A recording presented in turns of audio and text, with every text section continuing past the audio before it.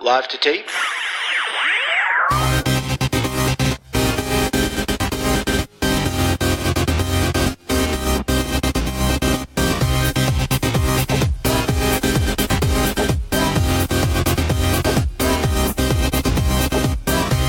Welcome to Millennial Season 3, Episode 28. I'm Andrew. I'm Elisa. And I'm Laura. Every damn week, while I'm mid-intro, I'm frantically looking for my Google Doc tab so I can know what episode this is. Right after I say, welcome to Millennial, my eyes start searching my screen for the tab. 328. This is 328. Andrew, what is 28 divided by 4? Ooh, divided by 4? Well, that's 7. That's God easy. Damn it, guys. But 28 divided by 3 is 9.33333333333. So is 3 the theme? I thought you were just picking whole numbers I thought you were picking equations that resulted in whole numbers. No, you dork. No? Well, yes. See? Yes, but last week's was 3x27, and 27 divided by 3 is 9. I mean, I still don't... Checks out. It checks out. Checks out. There's still no reason to announce that. No. Stay woke, guys. Stay woke. What? This is very millennial. Very millennial of us. What is going on? If you have to ask Elisa, it just means you don't get it. I don't Yeah, get you're it. too old. Holy You did crack 30, so. Yeah, Yep. that's true. You're not really that much of a millennial anymore. Millennial's a state of mind. We have a hodgepodge of stuff to talk about this week. Hodgepodge, is that a cool phrase to use? Yeah, I think the kids You're are saying it. 70. Oh, okay. Mm-hmm. Okay. What's bothering you, Elisa? So thanks to the good people over at Hypable, I learned that fucking the guy who wrote A Cursed Child is now writing the script for the final Star Wars movie, by which I mean episode 9, the main Star Wars movie. I feel like people have a right to know this. I feel like when human rights abuses occur in our own country, on our own soil, we should take a stand. And this really feels like that. I don't understand why they would entrust yet another classic legendary story to this fucking ass clown. Now I understand. Okay, I get it. Cursed Child is great when you see it in person because the production's wonderful and the actors are great. But we're talking about the writer. And I think pretty much across the board, 99% of the Harry Potter fandom agreed the writing was pretty shitty. Okay? Yeah. Production, fine, great, yes. Writing, just he just took a shit on a piece of paper and called it a day. And now we're going to trust him with Star Wars? I feel sick about this. Mm-hmm. Well, yeah, his name is Jack Thorne. He has written a bunch of stuff. I mean, Harry Potter and the Cursed Child isn't his only thing. He did do well with some projects. He wrote some episodes of Skins. He wrote some other plays as well. He's writing a TV adaptation of The Golden Compass, I believe. But yeah, I felt the same way. Yeah. And I don't know what to think about it. So Colin Trevorrow, who directed Jurassic World, is directing Star Wars 9, and he wrote a script for Star Wars 9 with his writing partner. And now, which is normal, by the way, they're giving the script rewrites, and Lucasfilm hired Thorne, so... So, is Rey gonna go back in time, all the way back to the beginning, prequels, and, find out that Darth Maul, fucking had a kid with Padma or something, and then that kid is, in the future trying to fuck shit up? Is that what's gonna happen? Right. That sounds about right. I think Rey will probably just, sprout wings at the end and, announce that she's, the heir of Ravenclaw. Who knows? By the way, we did learn today that The Cursed Child, the original West End cast, is coming to Broadway. I'm really excited about that. And tickets go on sale in October. I'm get ready, ladies. gonna keep saving for Hamilton. No, come on. Come see it. Come see it with me. Nope. Come on. Mm-mm. Me, you, Micah, Eric, Elisa can come. No, I won't. It'll be a... Wow. Well, I really like the play. Yes, I agree the script is bad, but I think it's really cool that the original cast is going to reprise their roles because they were really good. Next up, time for Andrew to say I told you so. Trump has signed his Russian sanctions into law. Laura and Elisa last week did not think that was going to happen. I thought, yeah. What happened, girls? It happened. And I think that it probably happened because he knew that if he didn't sign it or if he vetoed it, it was just going to be overridden. So it was going to be law whether he signed it or not. And there's one thing Trump doesn't like. It's losing. He's a loser. He's a sore loser. Mm-hmm. So let's not kid ourselves. This wasn't benevolent. This wasn't policy-oriented. Yeah. Well, and I'd also like to question whether or not he knew that that would be the ultimate outcome, or if somebody around him was just like, dude, just fucking sign it. Come on. I would like to question whether or not he even knew what he was signing. I think that we could put fucking anything in front. We could put his death warrant in front of him, and he'd sign it and hold it up like, see, look what I did. It's great. Look at my signature, guys. As other presidents have in the past, to quote the New York Times, Mr. Trump protested that Congress was improperly interfering with his power to set foreign policy, in this case by imposing waiting periods before he can suspend or remove sanctions first imposed by Obama, while Congress reviews and potentially blocks such a move. Russia also retaliated before he even signed this. They kicked out 755 U.S. embassy staff members in Russia. Go home, kids. We're not happy with these sanctions. That's what Putin said. Maybe this is how we get him to admit to collusion. We put it in the form of like a bill. He definitely doesn't read it. We sit it on his desk and he signs it. And that's it. You know what else is happening? Comey's got a book deal. Oh, God. Yeah. Can't wait. Gonna pre-order. His is going to be called What Happened?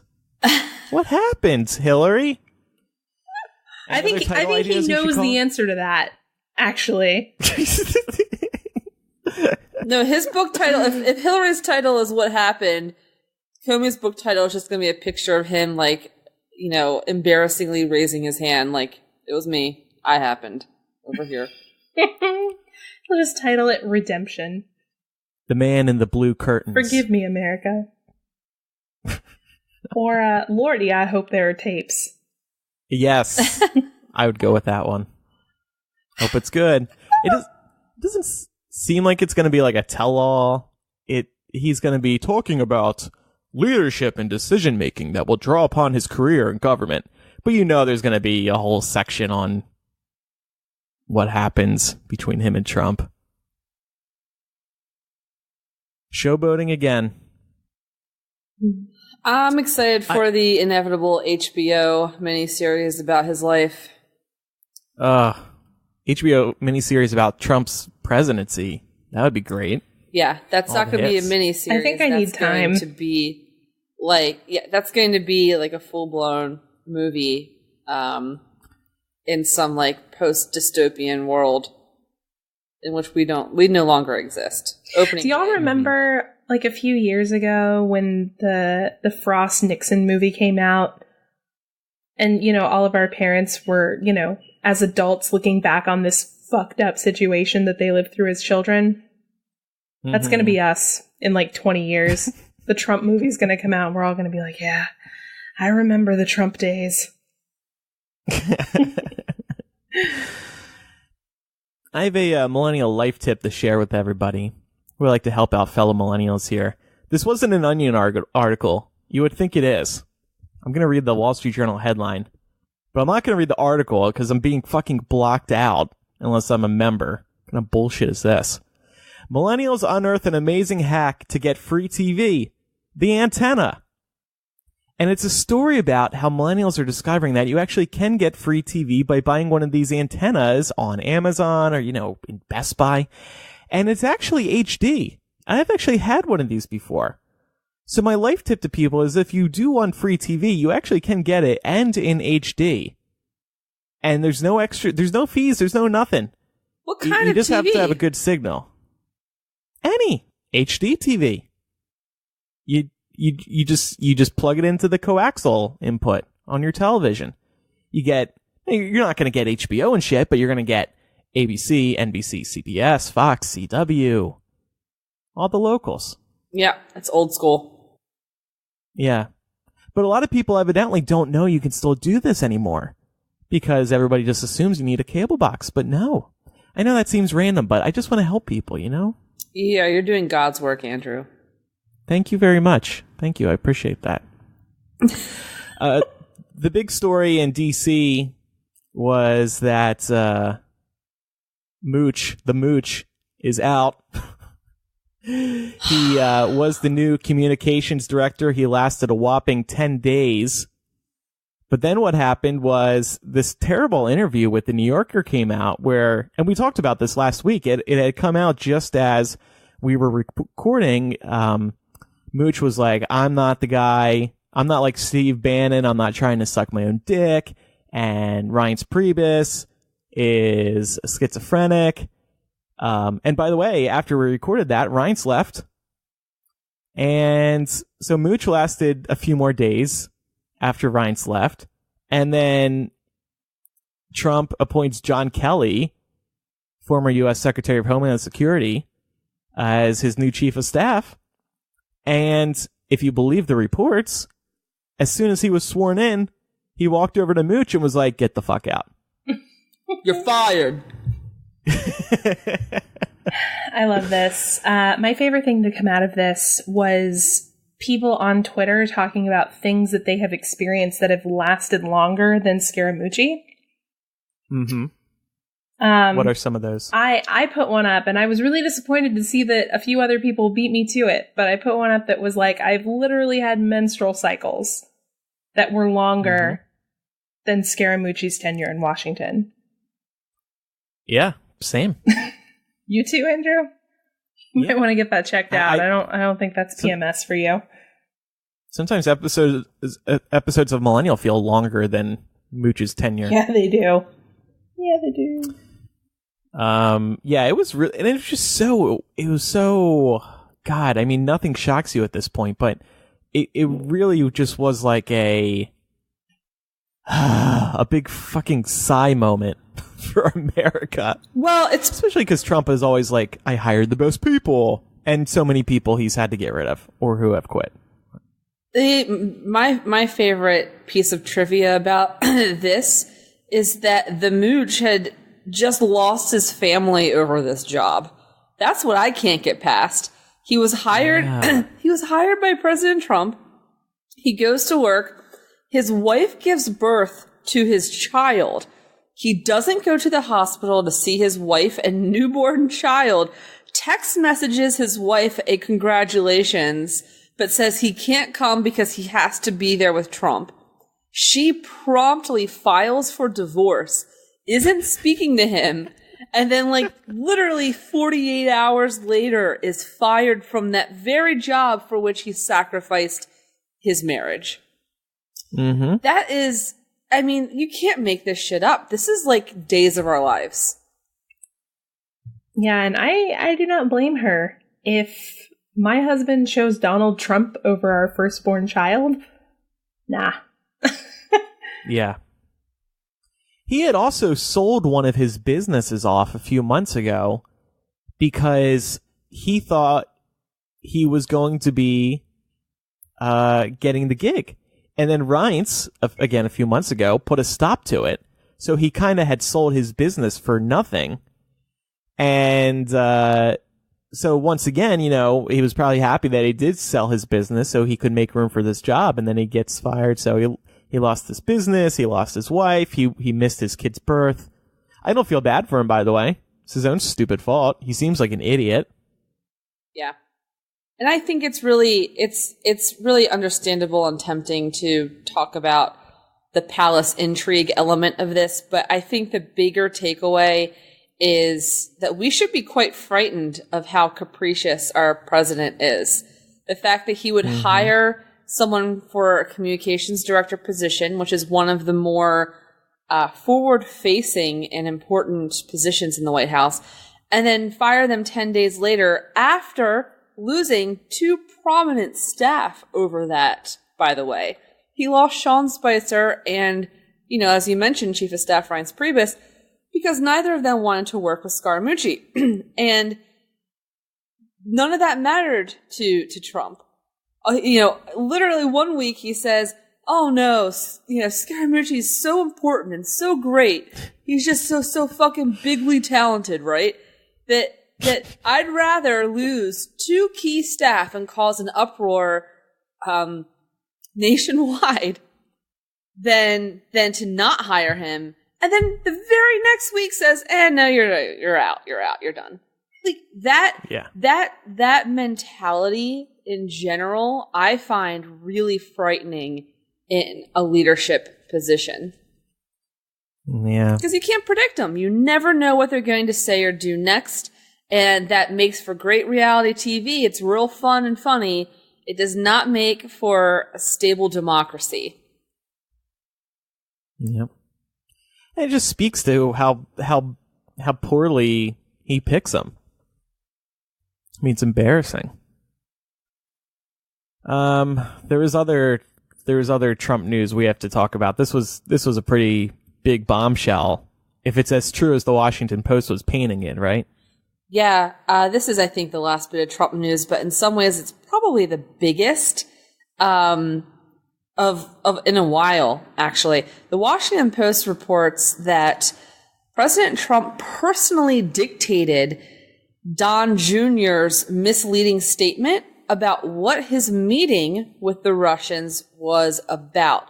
You guys will recall that, a few weeks ago, that huge scandal broke where it was revealed that Don Jr., Paul Manafort, who was the third person that met? Kushner. Did you say Kushner? Kushner, yeah. Yeah.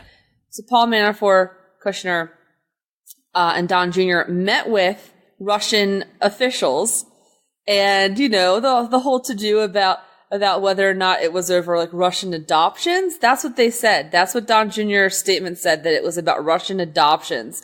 Even though the emails he published on Twitter clearly said it was about getting dirt on Hillary Clinton.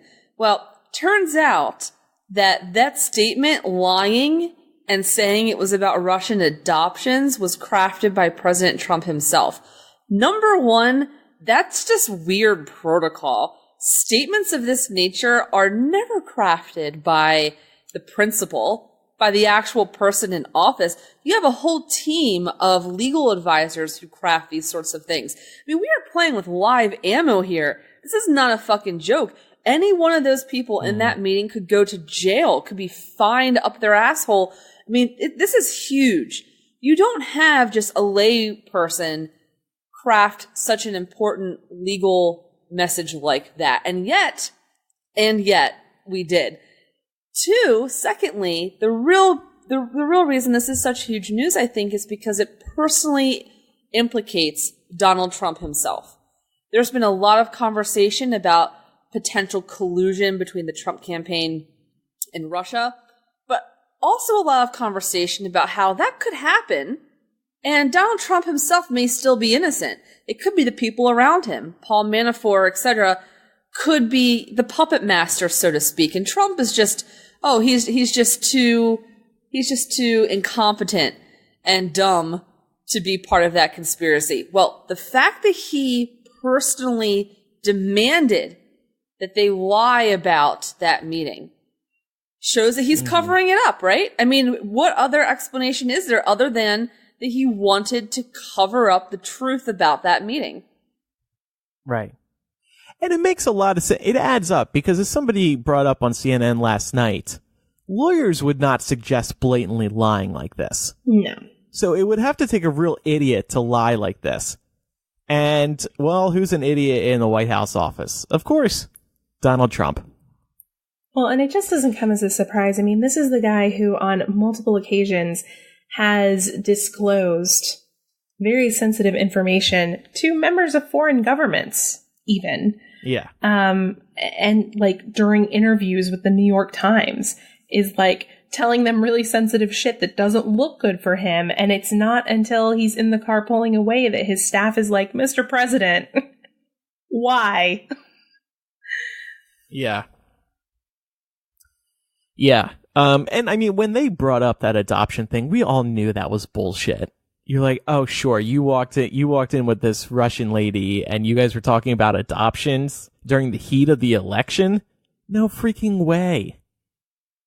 And then, of course, as we saw over the ensuing week or two, after this original story came out about this meeting, there was like 8 or 9 people there. Half of them were Russian associates. Of course, the other big thing right now is that Trump apparently did not know that this meeting took place. And that still hasn't been proven false. This was apparently news to him when we all found out about it, that he met with all these Russians. But given that Trump is also sharing helping his brother or his son-in-law dictate this response, that doesn't help me think that he didn't know about this meeting originally. Of course he knew. Of course he knew. It's just, this is one of those cases where it's like, we all know, they know that we know, and we're just kind of waiting patiently for all the puzzle pieces to just sort of fall down and arrange themselves. The question is, does anybody have the balls to do anything about it? Does Congress have the balls to say, yeah, okay, this has been fun. Let's get out the articles of impeachment. I cannot wait to see what Mueller's investigation reveals, because however much we know, however many leaks are happening to us and the public, it has to be 10 times worse to Mueller, right? He has to know far more than we know. And if it looks this bad on the outside, imagine how bad it is on the inside. Oh, yeah. Right. Yeah. Yeah, right. This is the stuff we know that has actually leaked. I gotta be honest though, I've had a I've been, I don't know how to admit this to you guys. I'm over Russia. I'm so tired of it all. I don't care anymore. I feel like a Republican. I don't care about Russia. I think that's what they've been banking on. I think they're banking on people getting so burned out with it being covered all the time, and with none of the guilty parties really facing any consequences or anything else happening. So I think they succeeded with you, Andrew. They did. Over the past week, I've just felt like, you know what? I don't care anymore. It's just so much. It's gone on for so long. Do you guys still care? Do you still feel like, are you still angry? Yes. Yes. I am. Yes, I care that a foreign government is interfering in our elections. Yes, I care a lot. Of course, that part. I mean, do you still believe that Trump colluded with Russia? That's the part that I'm like burnt out on, that I'm not even sure is true anymore. Look at what we were just talking about. Did he personally himself collude deliberately and knowingly and maliciously? I don't know. I really genuinely don't know. However, I do know that there has been the most unethical conduct I think we've seen from an administration in generations since Nixon. And by since Nixon, I mean including Nixon. I think that if there was any kind of collusion between the Trump campaign and Russia, that Nixon is a child's fairy tale compared to this. Yeah. And so I do still care. I understand why you'd be burnt out on it. I don't blame you for just being like rolling your eyes and saying, "Oh God, this again." It's a lot to take in and it's fucking everywhere. But I'm kind of not over it, to be honest with you. I'm kind of still pretty fucking pissed. Yep. Okay. All right. This happened to me a few months ago, too, where I stopped caring about what everything Trump was doing, and then I started caring again. So maybe I just need a little break, a little time off. Yeah, this, you definitely need, like, mental health days away from news. I need a mental health month. Yeah. Elise has been enjoying my text messages over the past week. Can you tell them why? Wait, what? You pointed out the other night. So I'm like on Twitter all the time, which is probably one reason I'm burnt out on all this. I see the news like as soon as it happens. And so I love breaking to Lauren and Elisa that people in the Trump administration have been fired. Like when Reince is out, I sent 3 separate text messages. Reince is out. And then Mooch is out. You did that for Spicer too. You've done it for every person who's left. At this point, I'm keeping a photo album of screen caps for every fallen soldier in Trump's cabinet or his administration. Here's Elisa 2 days ago. I swear I get half my Trump news from Andrew texting us. Blank is out. It's true. Here's the funniest part is that I was out with my boyfriend and my brother whenever Reince Priebus news broke.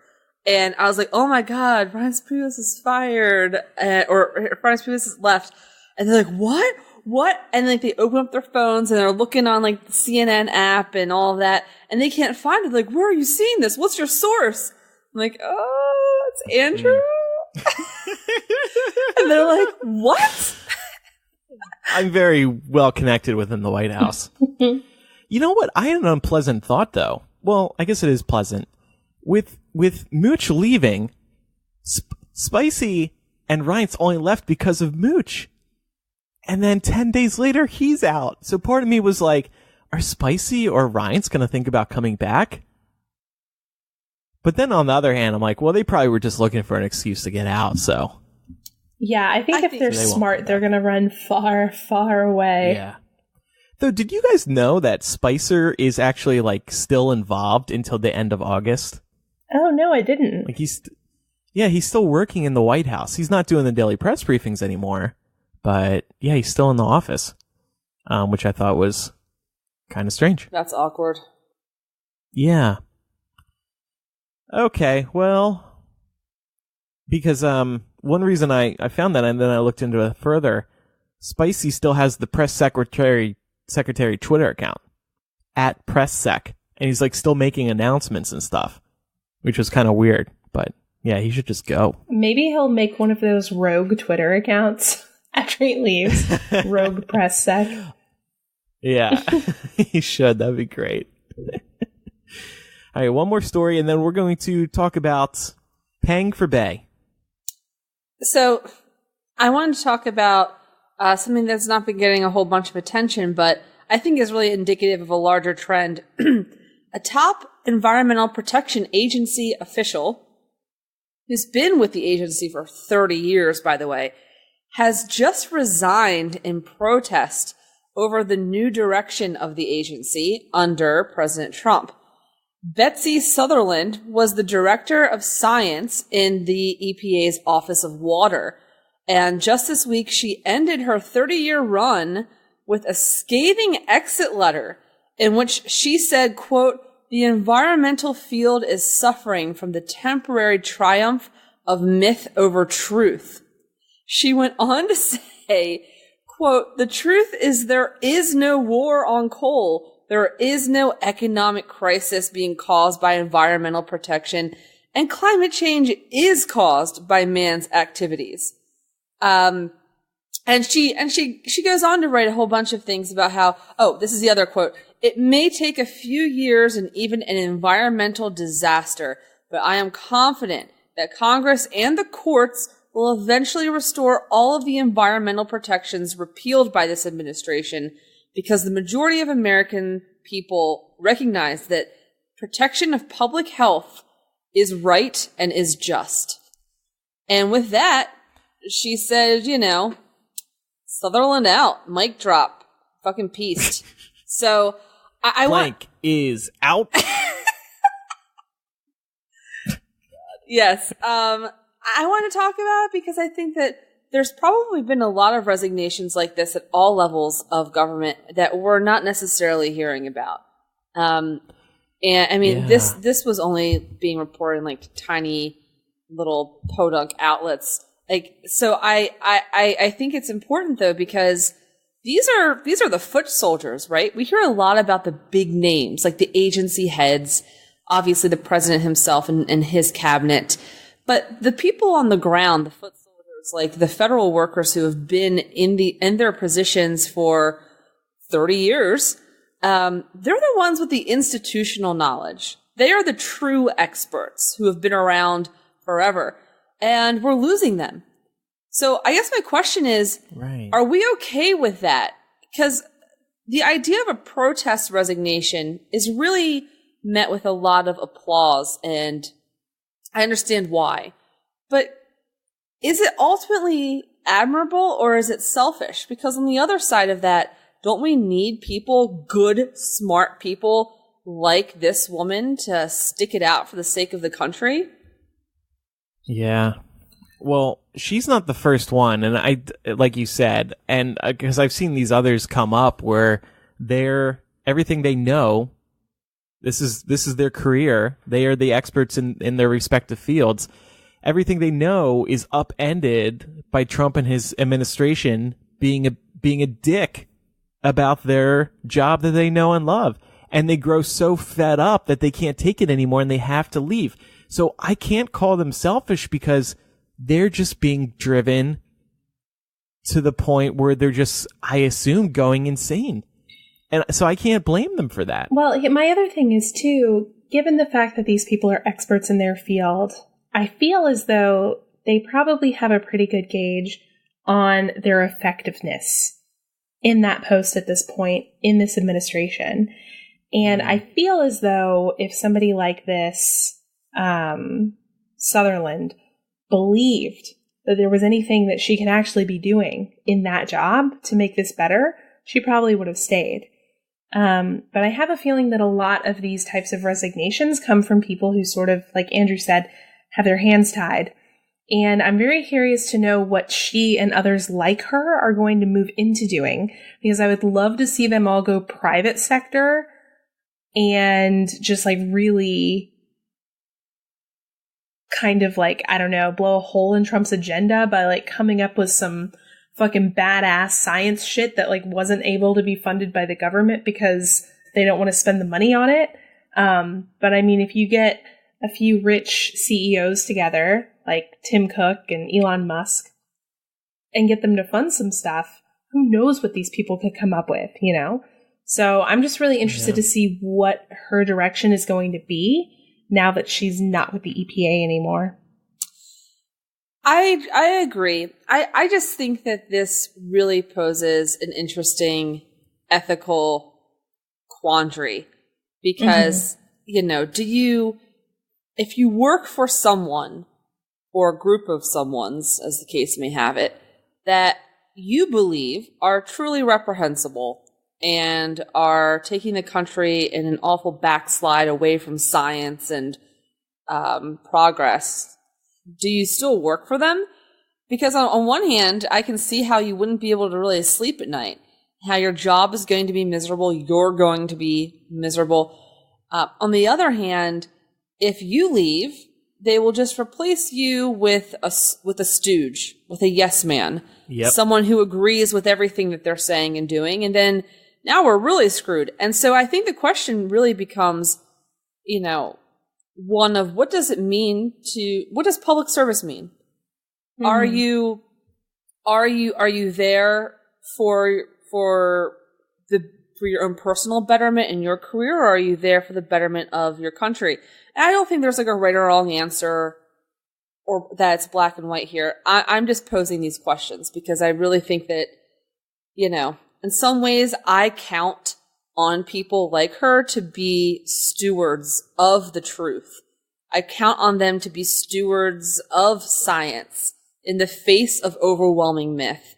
And so when they throw up their hands and walk out, it's incredibly disheartening, and it makes me feel like, oh God, now the battle just became that much harder. The resistance just became that much more impossible, because now this woman, who's, you know, by all rights and appearance is wonderful and good at her job, is going to be replaced by a fucking idiot who just thinks, oh, climate change isn't real, you know. Yeah, but I wonder if by doing it this way, if by quitting and walking out with this scathing letter, I mean, this is the first time I've ever heard of her. Right. And the first time I'm hearing about her is when she sacrifices her job to bring attention to what's going on. And I think that's ultimately the super admirable part about her act. She is certainly raising awareness. That is for sure true. Someone like her could also go work for an individual state. Mm-hmm. And in a lot of ways right now, the states are who will save us from Trump. And I'll actually give you an example. This week, 16 states are suing the EPA over its decision to delay implementation of the ozone pollution rule. You may remember that back in June, the new EPA administrator, what was his name? Something Pruitt, announced that the agency would delay the start date for the agency's 2015, i.e. Obama era, ozone standards until October 2018. The states that are suing say that by illegally blocking these protections, Scott Pruitt, that's his name, is endangering the health and safety of millions. So she could go fight on the state level if she wants. I agree. I actually really love the irony of this, like the fact that it's ultimately seeming to be like the states are going to be what saves us. The states, yeah, right.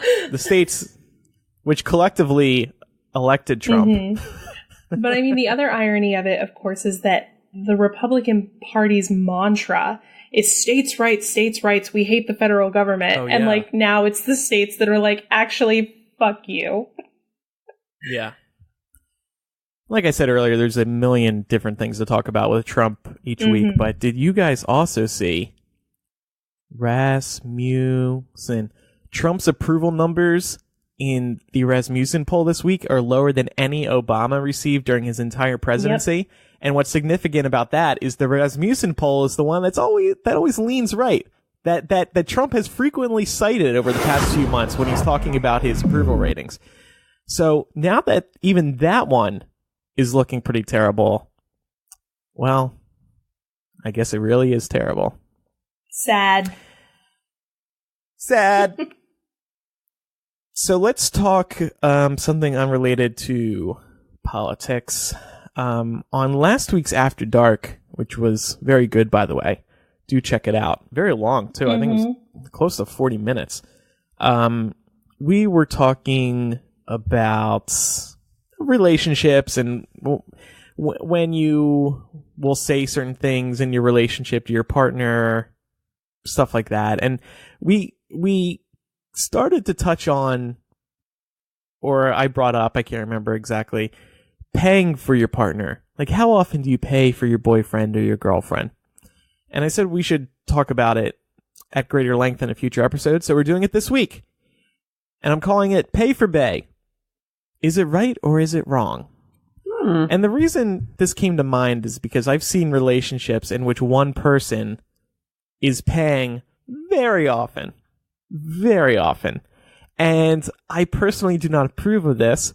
It could be for a variety of reasons, but in one relationship I see, somebody I'm good friends with, gay couple, the guy who's paying for his boyfriend, they have a good relationship, but my friend does not want to get married to this guy, and he has his problems with his boyfriend, and one is that he doesn't make enough money, and he's paying for everything, and this guy doesn't have a lot of money, my friend, and obviously his boyfriend doesn't either. And I always say to him, I really think you got to stop shelling out so much for him because you're just screwing yourself over. And me personally, I would never be able to do that. Now, first of all, I don't make enough money to support two people right now. And just also in principle, I could not imagine paying for somebody all the time if you're just in a relationship, even if you're living together. It just seems so unfair to you. It should be also noted that some relationships are different. One of our listeners, Riley, I was talking to him about this actually, when we were together in New York for a few days. And he's adamant about always paying down the middle. everything. Doesn't matter how long the relationship's been going on. Pay down the middle all the time. Out to eat, split the check. Waiter, 2 checks, please. And then sometimes it's even. Like in my last long-term relationship, it was mostly always even. We would split checks, split rent, split utilities. You know, sometimes we would pay for the other person, and then the other person would get the person just paid back. What's your both of your takes on all this? Where do you stand with your bays? It's funny that we're talking about this actually, because this is something that is sort of an ongoing conversation between me and my boyfriend. When it's a good problem to have in our case, because it's a matter of he is very inclined to pay for things. He's just a super nice guy and has always been very generous with his money. And so he just always started like paying for dinners and dates and things like that. But I would always try to pay as well, or to chip in, or, you know, like you were saying, Andrew, one person pays one time and then the other person pays the next time.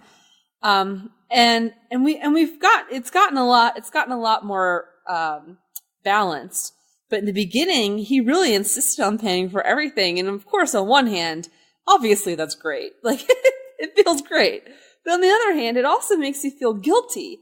And I think makes you feel like you're taking advantage of someone, and I didn't like that feeling. So we've made it a lot more balanced now. But it was a conversation because he was really old school in the mentality that, like, you know, he asked me out and he's the guy. Those two things combined, he felt like it was I don't want to say his responsibility, but that he wanted to. He was just inclined towards that. And after a while, I just started feeling way too guilty about it and had to actually take his credit card off the table and put mine in. I'd have to physically put myself between him and the waiter so that he couldn't pay. Yeah. Yeah. So it's fine now. Well, that's a good problem to have for you. Yeah. Right. Exactly. How about you, Laura? Where do you stand on this? So I've always been a let's go Dutch kind of girl. I've never been comfortable with the idea that men should pay for everything. I collect a paycheck. I support myself.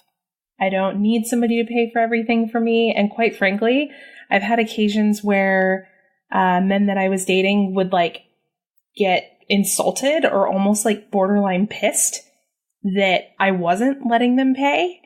And I'm just not down for that shit. Seriously, if you want some 1950s woman to stand barefoot and pregnant in your kitchen, you can just get a fucking time machine, my friend, because I am not down for that shit. Where I stand in my current relationship is that we've always been super balanced. From the very beginning, we don't necessarily keep tabs or go to restaurants and request separate receipts and analyze it down to the penny. It's just very much we get a check, we split it down the middle. One time somebody pays for something, the next time somebody else will get it. We cook together a lot, which is a really good way to save money and spend time together so that you're not finding yourself in this situation where you're spending a ton of money eating out. So I guess that would be my suggestion to anyone who finds themselves in a situation where they feel like payment is sort of inequitable between them and their partner. But honestly, I'm really happy with the way my situation is, because we're just very much we like to treat each other pretty equally.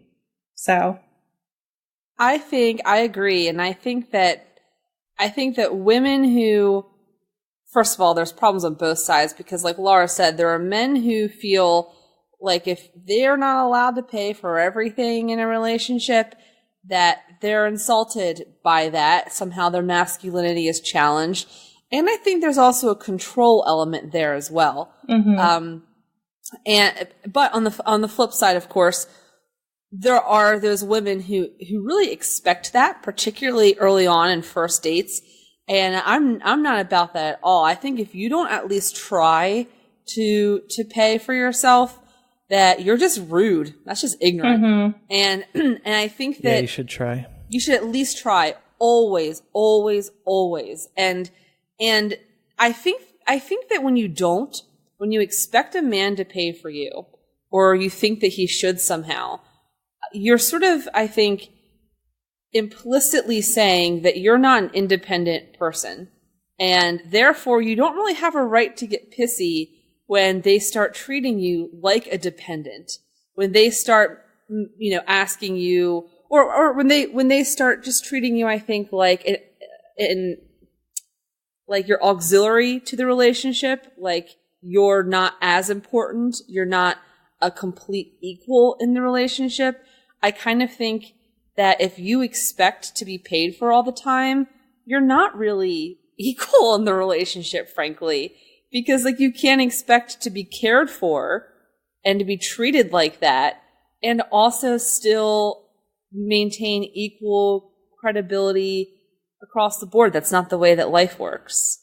So just don't give up your power. I'm not about giving up my power. I need to maintain like control over myself and my independence. Well, and that's one of those situations where gender roles, whereas you can look at something like this and say, okay, expecting the man to pay for everything is one example of how gender roles are really harmful to men.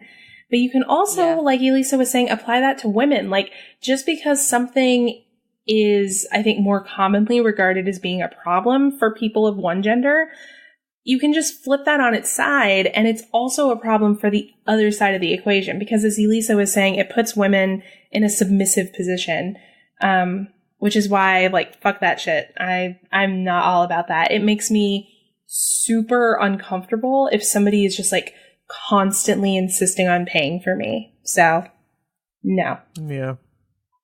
You're just a bitch, really. Not you, Laura. I mean, like, if you're the person who really goes out on a date and expects that date to pay for you, like, you're just a bitch. There's no other. I think it's bad manners. I think it's super rude. It's very tacky. Yeah. And that being said, I will say this, however, I have also been in relationships where my partner insisted on everything being split right down the middle all the time, just like you were saying about Riley, Andrew. That rubs me the wrong way too. And maybe it was just my experience in this particular relationship, but I don't like that because I like to feel like we are in a relationship. When I split something down to the dollar evenly with someone, it's because it's platonic. That's how I treat my coworkers. Mm-hmm. That's how I treat my friends. When I'm on a date, when this shit is romantic and we're gonna go back and, go to Pound Town, I want there to be some romance and like whatever involved. That doesn't mean the man always pays, but I do think I prefer switching it up. I like it when someone pays because that makes it feel to me like it's an actual date. Like it's clear that this is a romantic engagement. But I just think that who does it needs to switch up regularly so that no one's being taken for a ride. That's my stance as well. Because if you do take turns buying things for each other, it does basically even out. Yeah. I mean, you could become psychotic and start adding everything up, who's paying for what all the time. But that's silly to me. Well, and I just feel like if you're pulling up your fucking bank statement and you're like, babe, I spent $25 more on a couple activities than you did this month. Like, you're just a fucking psychopath, and you need to rethink being in a relationship, because that's not how that shit works. Like, the other thing to consider is that people are constantly at different points in their life journey, and just because you're in a relationship with someone doesn't mean that you're on the same page in terms of life. So, like, we had plenty of people, and I'm sure we'll get to these examples from the millennial group, where they were like, yeah, I mean, I had periods in my life where I was making more money than my partner, so I paid for a little more. And then later when my partner was making more money than me, it was their turn, you know? So like, I think that context definitely counts. And to me, it's really bothersome when people start getting like super anal retentive about like decimal points and cents spent. Like, please get a fucking life. Yeah, and we will get to those examples in a couple minutes. I'm just, to get back to my original story about this gay couple and my friend being the one who pays all the time.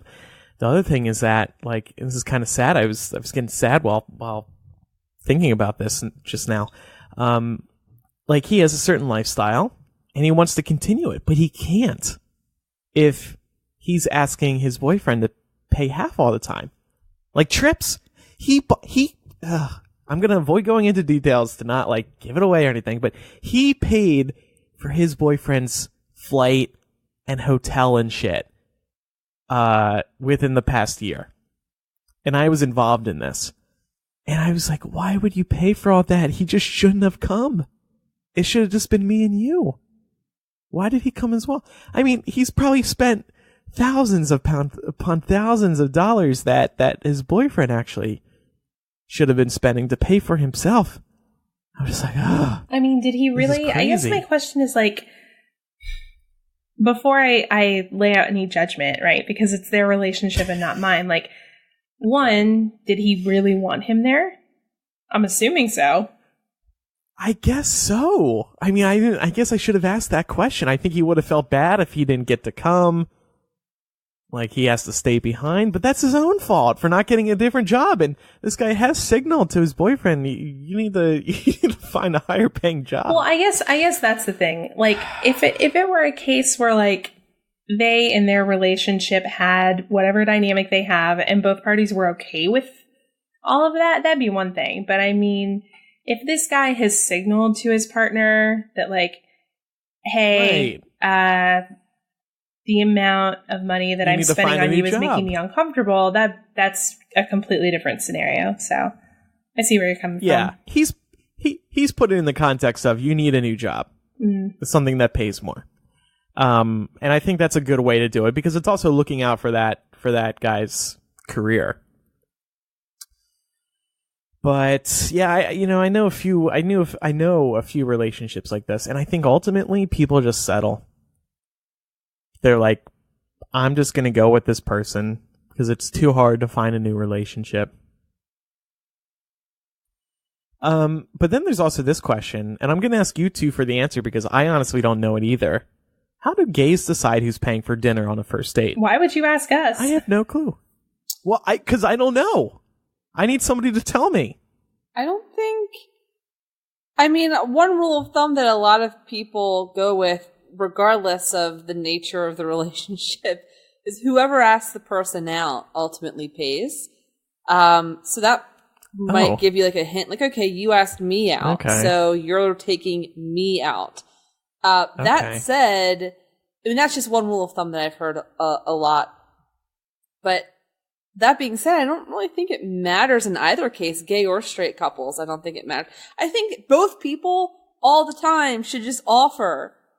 Offer always, regardless, and then just see what fucking happens. And then, I think that like if there's a gay couple, one of the guys could say, okay, I tell you what we'll do. I'll get it this time, and you'll get it next time. Like that's, I don't know. Right. When somebody, whether it's a relationship or a friend, buys me something, like a drink, I'll always say, I'll get the next one.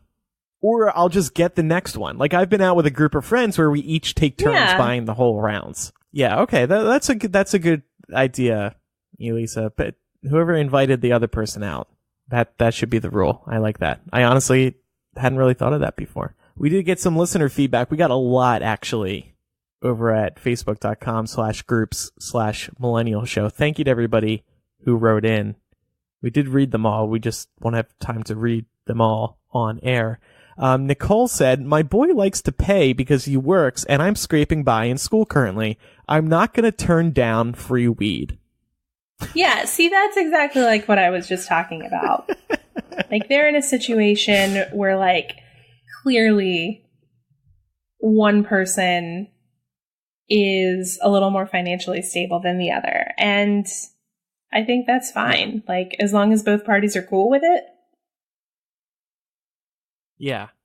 Right. And you return the favor from time to time. Yeah, exactly. Even if it's something small, you don't always have to buy something large. If they're always paying for dinner and drinks, that can obviously add up. But if you just buy Bay, I don't know, a fucking dollar menu cheeseburger from McDonald's. It's the thought that counts. You're trying. You're doing what you can. Katie says, when my boyfriend and I first started dating, he paid for things almost exclusively. Not only was he making more money than me, he's also several years older and more old-fashioned than I am.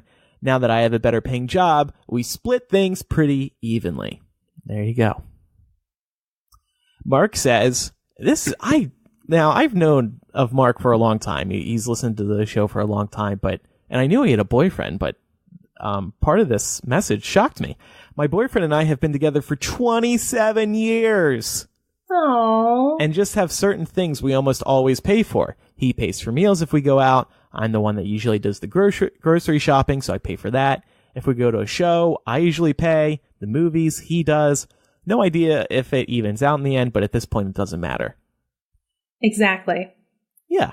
And you guys have your system, and you are both paying for each other. It doesn't matter if it balances out. And then one other example, a lot of this feedback hit on the same points that we were bringing up and the same points as each other, but it's been interesting to see everybody's individual stories. Nikki says, my husband paid for almost everything while we were dating and engaged because I was in veterinary school and living on loans. So pretty early on, we had a mature discussion about the fact that we were planning on seriously committing to our relationship, which means eventually it will be all our money. So therefore, it didn't make financial sense to pay for dinners/movies, dates with borrowed money that I would owe interest on. Now that I have an income as well, and we don't even differentiate, it's all our money. That is a big step too, right? Opening up that joint bank account. Mm-hmm. That is, oh God, yeah. That scares the shit out of me, to be honest with you. And Me too. And that has nothing to do with like my current relationship at all. In general, my whole life, I have been terrified by just by that prospect. Because you want to know why? Because growing up, I heard my parents argue over money and finances more than any other subject. And it's actually true that the number one cause for divorce is not cheating and all that other shit. It's finances. It's people disagreeing over how to spend money, having different spending habits, not being transparent enough. And, for the first 200 times, you get over it because you love the person and it's a great relationship otherwise. But after 2,000 times in 10 fucking years, it probably grates on you very, very slowly. And it just scares me. It just scares me to death. Yeah. I mean, I feel like it's becoming a lot more common, especially in our generation, for married couples not to do joint checking. I have several friends who are married that they have their own separate checking accounts, and it seems to work for them okay. Yeah. My sister and my new brother-in-law actually have a shared one, but they use it primarily for bills. And that seems like a smart way to go. So you each take money from your respective salaries. Let's say if you got a mortgage, let's say each of you take 1,000 maybe, 1.5, and you both put that amount into the joint bank account. I don't know if they do this, by the way. I'm just saying what I would be comfortable with. And then you use that for, let's say, the mortgage, the utilities, maybe some movie nights, maybe some dinners. And that seems fair to me. Yeah, I think that sounds like a good idea. Okay, well, I think that's all we got for that discussion. Cool. Yeah, Pay for Bay. God. My head's spinning. Because this makes me so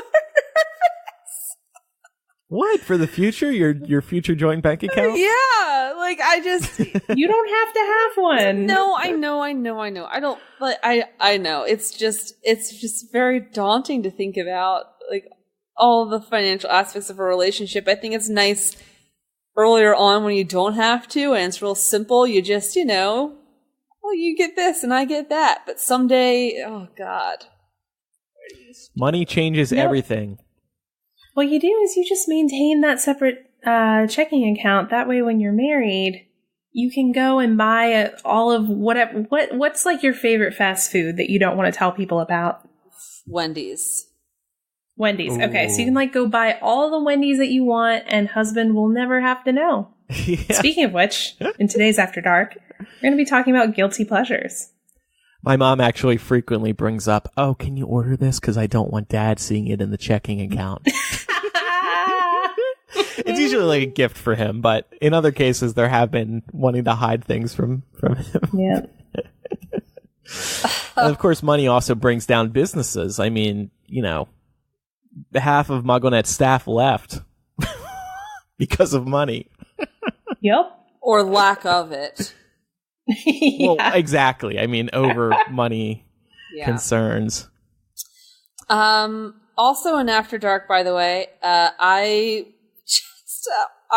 just found by accident an old document that is a copy and pasted version of an AIM conversation that I had with Laura March 2nd, 2007.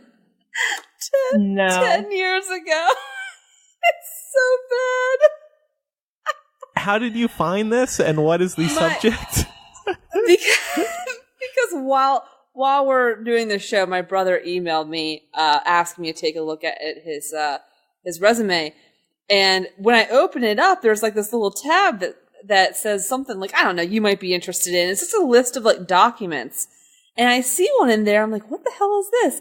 I couldn't tell by the title. So I open it up and yep, there it is. Let's see how many pages this is. Oh my God. Actually, it's pages. Of course it's pages because we had no lives back then. This one's actually only 10 pages. It's not too bad, but it's size 9. Not too bad. It's size 9 font. We're talking about like Laura's vibrator and shit. It's amazing. Laura's like, by the way, Lisa, my mom totally knows about your vibrator because she's snoopy as hell. And it just spirals. I'm sorry to interrupt with that, but it's okay. I think it's funny. It's funny you mentioned that because a while ago, so I used to have a Mac Mini, an old school Mac computer. And once I left it, I took a backup of everything, including my AIM logs, and I've got all my old AOL Instant Messenger chat logs. And sometimes I look back in here and I just want to vomit at the stuff I was talking to people about. I should find some with you two and publish them. Oh, God.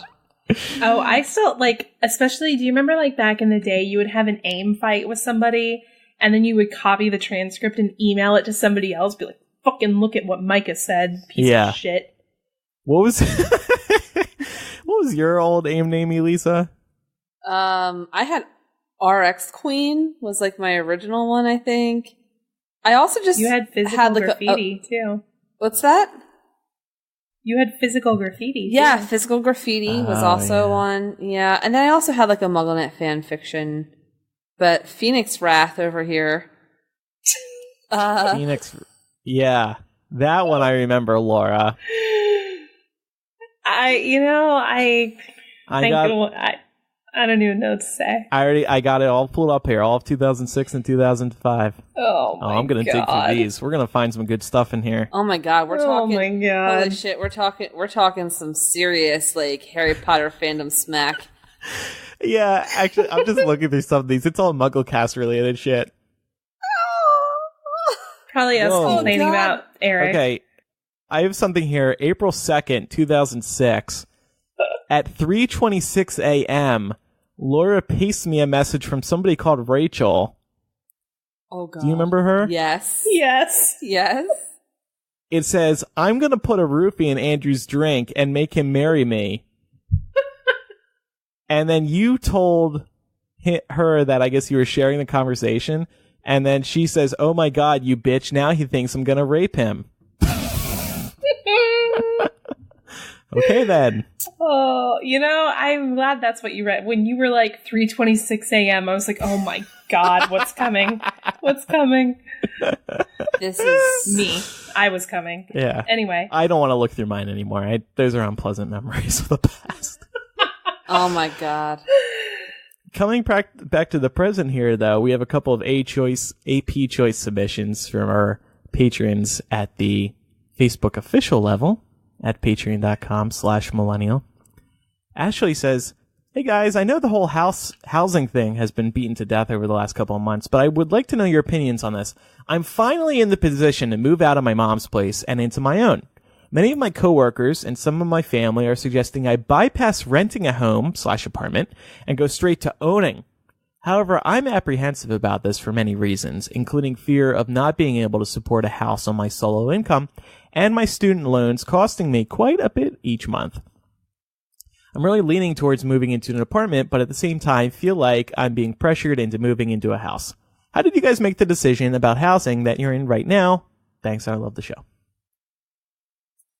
I made the decision about the housing that I'm in now because when I saw what rents were in my area, it became very apparent to me that having a mortgage was going to cost less than half of what the rents would. And I would ultimately be building equity in property as opposed to throwing money down the rent hole. That said, I don't think that walking into buying a house is something that you should do lightly. The whole point of building equity is to build it. And you can't build it if you're not staying in the house and allowing it to increase its value. So there would be absolutely 0 point in you buying a house if you think that you might want to move out of it in 1 to 2 years. When you buy a house, you should realistically stay in it for at least 5 years to let it increase in value, to make improvements to it, et cetera, et cetera. So yes, I think financially it's probably a smarter move in the long run, but at the same time, you don't want to dig yourself into a money pit with a house if you're not planning on carrying through with it. So, and upgrading it. Yeah, exactly. If you're living in the same city you already live in a theoretical new home, then I say you do it. For the reasons that Laura's bringing up about it being cheaper to start owning a home now, whereas with renting, you're just shitting money down the drain. One of the reasons I was excited we got this question, actually, is because I want your two opinions on something. So I'm planning on moving to Chicago, and the good angel on my one shoulder says, rent for a few months, make sure you like the city, etc., etc. That seems like the smart thing to do. But then the devil on the other shoulder says, just buy a house now. Don't get tied up with rent, because if you want to get something that's kind of affordable rent-wise, you got to get something that's unfurnished. But then you got to pay to get the place furnished. And I'm just honestly tempted to try and buy a place starting within the next couple of months, instead of moving to Chicago, renting for a few months. And it's also hard to find something that is just month to month instead of a year-long lease. I don't want to commit to a year-long lease. Should I be smart and rent ahead of time? I think you should do an extended stay situation. Yeah, like the literal extended stay hotels. Yes. Yeah, I actually did look into those. Yeah, I think going in and buying a house in a city that you haven't spent an extended period of time in is a very bad idea. Yeah. So I'm trying to look at different options like that. I've looked at Airbnbs, long stays at Airbnbs, but then I'm like, oh fuck, what if I hate the guy I'm living with? And I've looked at extended stays, but the cheapest are way outside of town, and they're not even that cheap compared to renting or an Airbnb. So there's all these different options. If anybody in Chicago has any leads on what I can do to stay for a few months, whether it's taking over somebody else's rent, or if you need a roommate and you're cool and clean, let me know. And you're not gonna roofie Andrew's drink? Yeah. Yeah. Right. If you're not gonna Rachel me. Help me. No, but seriously, let me know. Because I'm hoping to move in like mid-September. We have one more comment here. This is from Jared. He says, "Hi, so I would love to hear what it takes to do a podcast. I'm interested in doing a podcast about law enforcement for law enforcement, but is actually honest about the problems in the practice and profession while still supporting the officers who do the job well. Could you guys talk about how you guys got started, the financial investment, and the time and energy investment? Basically, podcasting 101. Thanks, love you guys." Elisa, what starter tips do you have for somebody who wants to start podcasting? Don't start is my first tip. Oh, come on. No, I'm kidding. I think that who you do it with is really critical, and you should be friends with them first. I don't think that you should choose people just based off of like, oh, well, they're a professional, they really know this topic well. Who gives a fuck? Like, good for them. They're good in their whatever, they're good at whatever they're doing. But like, you need to have like some kind of chemistry if you're going to have a podcast with people. Like, you need to be able to talk really freely and know that like they get you and they're going to back you up, but also shit on you at the same time. That is a really like tough line to walk. So I think it's just, making sure that you start with friends, or at the very least people that you have like a really good like relationship with. What else? Well, financially, it's actually pretty cheap to do. You already have your computer. The one significant investment you would have to make is getting a microphone. And you want a USB microphone with good reviews. Just look on Amazon. We all use Blue microphones. They range in price from like $50 to $150. Mm-hmm. Yeah. They're reliable. They sound good, as hopefully you notice on this show. And then like uploading can be free. There are services like Audio Boom and Libsyn that'll let you upload. Audio Boom's completely free. I would actually recommend that one. And don't yawn on the podcast. Sorry, I'm really tired. That's how good Blue microphones are. Yeah, pick up your yawns that you thought were very covert. Excuse me. Plan in advance. Be fun. Be honest. Be open. Podcasts are experiencing a renaissance right now because people finally understand how beneficial they can be, how fun they can be, how open they can be. They're not controlled by big corporations like Disney or these other conglomerates who own all these TV stations. People can say what they want in a relaxed format. And of course, not all podcasts are good. But when you find the good ones, you really see the value in podcasting. I'd also say, by the way, especially when you're starting out new, pick one day to always do it on. Like, just carve that out in your week now ahead of time. Like, it helps to have consistency to know, all right, on this day, I'm not going out with friends. I'm not going to go grocery shopping. This day is like dedicated to podcasting. This is what I'm going to do now. Because that really helps you stick with it, helps you plan. I find that like sometimes if you sort of just go week to week, like, oh, what am I going to do? What day are we doing this? Which we have struggled with before, that it's hard to keep track of it. It's hard to keep up with it and make sure that all of your planning is done on time. So I think especially starting out, like, pick a day of the week that works for you and stick with it for months at a time. Yeah.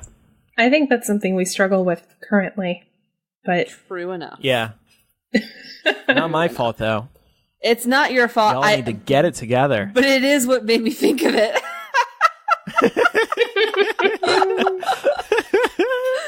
No, we're working on it. I think we're in a good place right now. My final tip would be to do something that you're passionate about, because if you're going to be doing it for a really long time, you have to continue. It shouldn't feel like a hassle. You should have a fun time doing it. So like with this show, we kind of talk about what we want, what we're all feeling passionate about that week. Mm-hmm. If Elise is mad that Star Wars 9 hired Jack Thorne, then we're going to talk about it. And she's going to rant about it very passionately. I thought it was good, by the way. So those are our tips. Those are our tips. And that actually does it. Oh, actually, I do have one more point I wanted to bring up. Last week, I can't remember if it was the main show or After Dark, we talked about me potentially coming to Atlanta. And I looked into the flight afterwards, based on the dates that Elisa's going. Turns out, my flight that I already had booked back from Orlando, because I'm going to be in Orlando while Elisa is there, it goes through Atlanta on a layover. So I was like, hey, ladies, what if I just like come through on my layover and like just don't get on my layover? But then I was looking at alternate flight prices and it was too expensive and I'm not going to go. So sorry. All right. Well, they sound really torn up over it, but that's okay. You know, now I feel terrible. I muted my mic. Actually, Mark is going to be really upset because when I told him you might be coming, he was like, "Oh, that's going to be fun." Oh, with that hesitation too? Did he include that hesitation? No, that was my hesitation. I would like to come back to Atlanta though, so yeah. Don't throw away any thoughts of me coming just yet. Please. All right. On that note, thank you everybody for listening in After Dark today. Like Laura said, we're going to be talking about guilty pleasures. Why do they even exist? And also some of the shit that I uncovered from our 2007 AIM chat log. So that's right. Yeah. AOL Instant Messenger is actually one of the guilty pleasures we'll be talking about. So. We would love your support over on patreon.com/millennial. Quick plug for our Facebook group that we mentioned. We're always talking there, showing the latest episodes, etc. Facebook.com/group/millennial show. Twitter.com/millennial show. Facebook.com/millennial show. All that good stuff. Thanks everybody for listening. I'm Andrew. I'm Elisa. And I'm Laura. Dedicate this song to the Mooch. Goodbye, Mooch. 10 days. Goodbye, Mooch. Goodbye, Mooch. Goodbye, everybody. Another turning point, a fork stuck in the road. Laura's getting wet. You by the rest directs you where to go. Candy's just hit the floor. So make the best of this test and don't ask why. It's not a question, but a lesson learned in time. It's something unpredictable, but in the end is right. I hope you had the time of your life.